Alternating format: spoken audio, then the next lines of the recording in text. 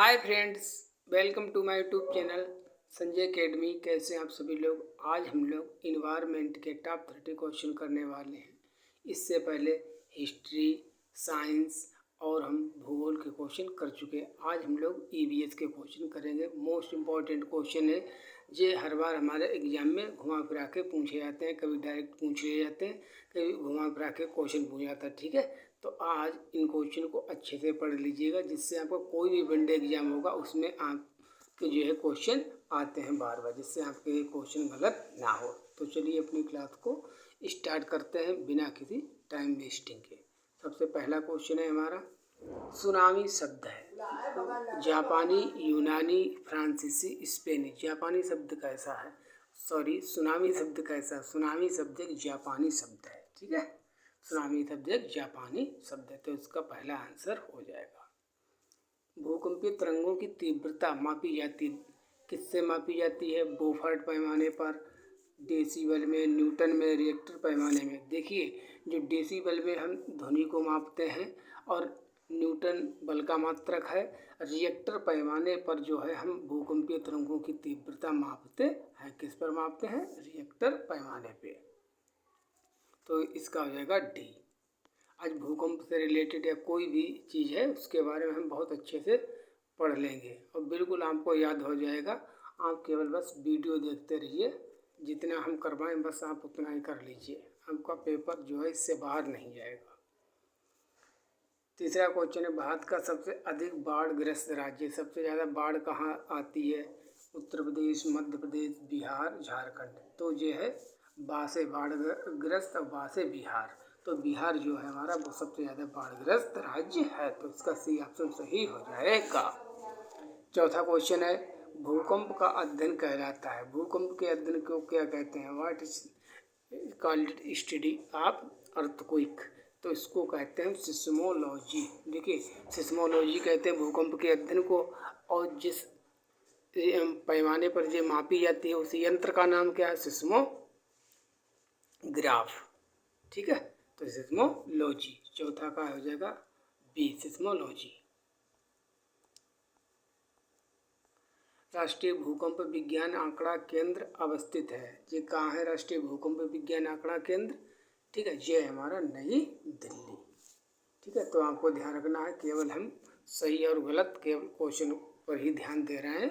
सभी ऑप्शन को नहीं पढ़कर आपका समय बिल्कुल बर्बाद नहीं करेंगे। क्वेश्चन नंबर 6 क्या है हमारा? छोटा कर लेते हैं इसको, थोड़ा बड़ा हो गया था। देश में पहले आपदा प्रबंधन प्रशिक्षण संस्थान की स्थापना कहाँ हुई है? मतलब सबसे पहले जो है डिजास्टर मैनेजमेंट वाला जो ट्रेनिंग सिस्टम है, कहाँ इसकी स्थापना की गई थी? तो इसकी स्थापना की गई थी महाराष्ट्र में। महाराष्ट्र के लातूर में की गई थी। ठीक है, आपको राज्य का नाम महाराष्ट्र याद रखना है। क्वेश्चन नंबर 7 क्या है हमारा? आपदा प्रबंधन पर विश्व संगोष्ठी का आयोजन कब और कहाँ किया गया था? ठीक है, डिजास्टर मैनेजमेंट पर जो वर्ल्ड लेवल पर जो है मीटिंग कहाँ हुई थी, कब हुई थी, ऐसे क्वेश्चन पूछे जाते हैं। तो ये आपके जापान के मकोहा शहर में 1994 में हुई थी। तो ये आपको ध्यान रखना है। 8वां क्वेश्चन क्या है? राष्ट्रीय आपदा प्रबंधन संस्थान ने भारत को कितने भूकंपीय क्षेत्रों में बांटा? इस पर लगा लो स्टार। ये इम्पोर्टेंट नहीं, ये बिल्कुल आपको छपका हुआ मिलेगा क्वेश्चन। ये कई बार पूछा भी गया है कि भारत को कितने भूकंपीय क्षेत्रों में बांटा गया। तो इसका आंसर राइट है 5। इसको याद कर लेना, बिल्कुल रट लो, छाप लो दिमाग में। ठीक है, नेक्स्ट क्वेश्चन है हमारे, सुनामी का कारण। सुनामी का कारण क्या होता है? सुनामी क्यों आती है? सुनामी कैसा शब्द है? ध्यान कीजिए, जापानी शब्द है। सुनामी का कारण क्या है? एक बहुत गर्म समुद्री धारा, मछलियों का बहुत बड़ा समूह, पिघलता हुआ ग्लेशियर, समुद्र तल में भूकंप। देखिए, जैसे समुद्र है, ठीक है, जब समुद्र में भूकंप आता है समुद्र में, तो उसके कारण जो हलचल होती है उसी के कारण सुनामी आती है। और ये सुनामी जो है यहाँ पर बहुत आती हैं, जापान में बहुत आती हैं। तो इसका कारण क्या हो जाएगा? समुद्र तल में भूकंप। तो इसका डी हमारा सही हो जाएगा। क्वेश्चन नंबर 10 क्या है? कौन सी प्राकृतिक आपदा नहीं है? 3 तो प्राकृतिक आपदाएं हैं, एक प्राकृतिक आपदा नहीं है। जैसे भूकंप प्राकृतिक आपदा है, शॉर्ट सर्किट से आग, ठीक है, सुनामी, चक्रवात। तो देखिए चक्रवात मतलब साइक्लोन है, सुनामी है, भूकंप है, ये तीनों प्रकृति के द्वारा आती नेचुरल है। लेकिन शॉर्ट सर्किट के द्वारा आग लग जाना ये नेचुरल नहीं है। तो हमको नहीं पर सर्किल कर लेना, ध्यान रखना नहीं है। कौन नहीं है? शॉर्ट सर्किट से लगी आग। तो 10 का 20 सही हो जाएगा। क्वेश्चन नंबर 11, भूकंप की तरंगों को निरूपित करता है। भूकंप की तरंगों किस पर मापते हैं? तो भूकंप से रिलेटेड कोई भी हो, सिस्मोग्राफ मिल जाए। मैंने पहले ही क्लास में बताया था भूकंप के बारे में। तो देखिए सिस्मोग्राफ। अब इलेक्ट्रोकार्डियोग्राफ किससे रिलेटेड है? ECG इसको कहते हैं, ECG, ये हार्ट से रिलेटेड है। पृथ्वी की, क्वेश्चन नंबर 12 है, पृथ्वी की परत की भीतर की हलचल का अध्ययन किसके द्वारा किया जाता है? पृथ्वी की परत के भीतर की हलचल जो ऐसे ऐसे होती है, प्लेटें होती हैं, जो प्लेटें हिलती जुलती हैं, उनको क्या कहते हैं? उसके किसके अंतर्गत इसका अध्ययन किया जाता है? तो इसका अध्ययन किया जाता है प्लेट टेक्टोनिक के अंतर्गत। तब जो पृथ्वी की गति होती है, मतलब जो हलचल होती है, उसका किसके अंतर्गत अध्ययन किया जाता है? उसको कहते हैं भू विज्ञान। ठीक है, तो आपको ए इसमें सही हो जाएगा। क्वेश्चन नंबर 13 क्या है? सुनामी नाम किसे दिया गया है? बताइए किस चीज़ को सुनामी का नाम कह देंगे? भूकंप, ज्वारीय तरंग, चक्रवात, समुद्र के नीचे की तरंग। तो देखिए जो समुद्र है, समुद्र में भूकंप आता है, समुद्र के नीचे की जो पानी होता है वो उसमें डिस्टरबेंस क्रिएट होता है, हलचल होती है, उसके कारण आती है सुनामी। तो इसलिए इसका जो आंसर होगा, सुनामी नाम जो है समुद्र के नीचे की तरंग को कहते हैं। गिर शेर अभ्यारण्य कहाँ है? जो गिर शेर अभ्यारण्य है, गासे गुजरात, यहाँ पर एशियाटिक लाइन पाए जाते हैं, शेर यहीं पर पाए जाते हैं। अंत तो टाइगर पाए जाते हैं, लेकिन जो शेर है भारत में लाइन जो है वो कहाँ पाए जाते हैं? वो गिर राष्ट्रीय उद्यान केवल गुजरात में पाए जाते हैं। तो इसका आंसर आपको ध्यान रखना है ए। ये मोस्ट इम्पॉर्टेंट है क्योंकि एक ही जगह केवल शेर पाए जाते हैं इसलिए। तो गिर राष्ट्रीय उद्यान कहाँ है? गुजरात।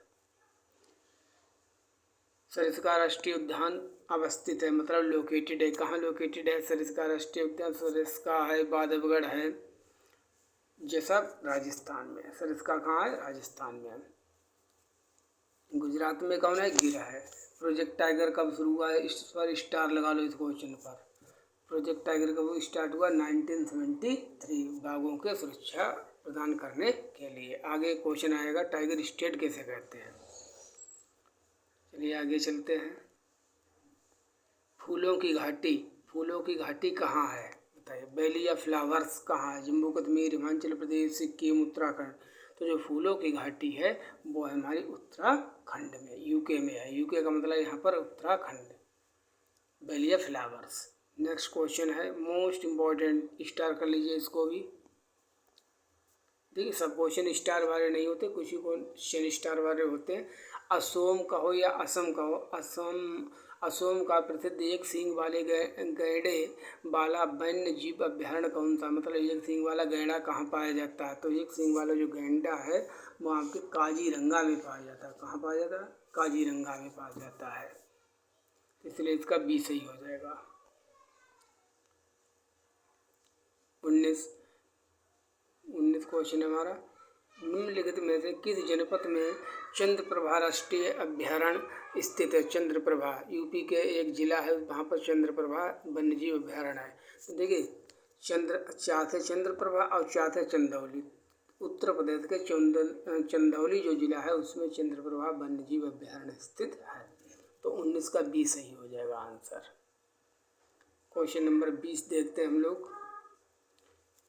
किस राष्ट्रीय उद्यान को पूर्व में हेली राष्ट्रीय उद्यान कहा जाता था? मतलब ऐसा कौन सा राष्ट्रीय उद्यान है जिसका नाम बदल गया है? पहले इसका नाम हेली राष्ट्रीय उद्यान था, तो इसका नाम है जिम कॉर्बेट राष्ट्रीय उद्यान। अब इसका ये भी नाम बदल गया है, अब इसका नाम हो गया रामगंगा राष्ट्रीय उद्यान। कहाँ? ये उत्तराखंड में।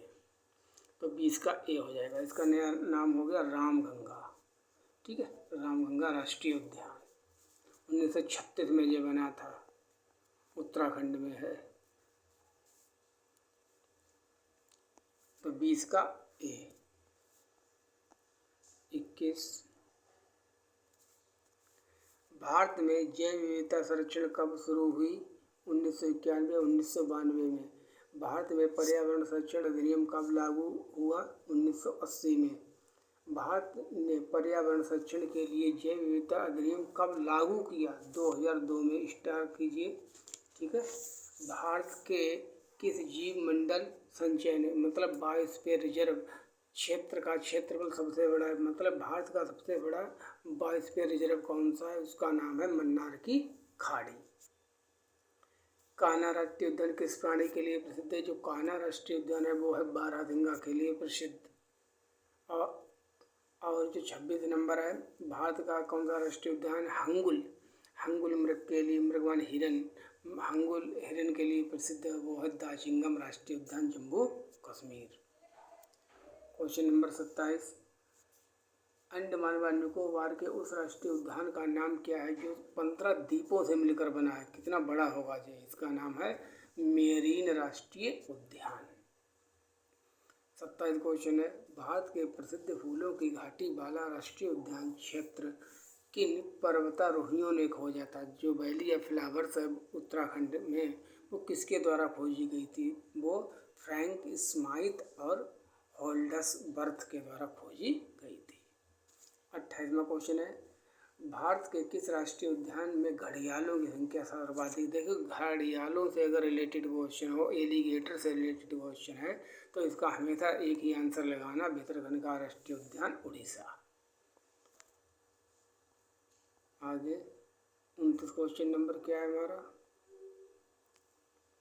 कौन सा राज्य टाइगर स्टेट के नाम से जानते हैं? राजस्थान, पश्चिम बंगाल, गुजरात, मध्य प्रदेश। देखिए, टाइगर स्टेट सबसे ज़्यादा टाइगर यूपी, सबसे ज़्यादा टाइगर इंडिया में कहाँ पाए जाते हैं? मध्य प्रदेश में। तो इसीलिए हम मध्य प्रदेश को हम टाइगर स्टेट के नाम से जानते हैं। भारत में कहाँ सींग युक्त गैंडा मिलता है? देखिए, क्वेश्चन घुमा के पूछा गया, सींग युक्त गैंडा कहाँ मिलता है भारत में? बताओ क्या जगह है जहाँ सींग युक्त गैंडा पाया जाता है? तो सींग युक्त मतलब एक सींग वाला गैंडा कहाँ पाया जाता है? असम। असम के काजीरंगा राष्ट्रीय उद्यान में। चलिए, आज की अपनी क्लास को यहीं पर कंप्लीट करते हैं। देखिए, मैं बीच में कभी भी नहीं बोलता हूँ लाइक शेयर करने के लिए। अब मैं आपसे कह रहा हूँ कि प्लीज़ जो संजय अकेडमी है हमारा चैनल, इसको आप लोग सब्सक्राइब कर लीजिए और वीडियो को ज़्यादा से ज़्यादा शेयर करें। ठीक है, और जुड़े रहें हमारे साथ। बिल्कुल आपको GK GS में प्रॉब्लम नहीं होगी। Thank you for watching.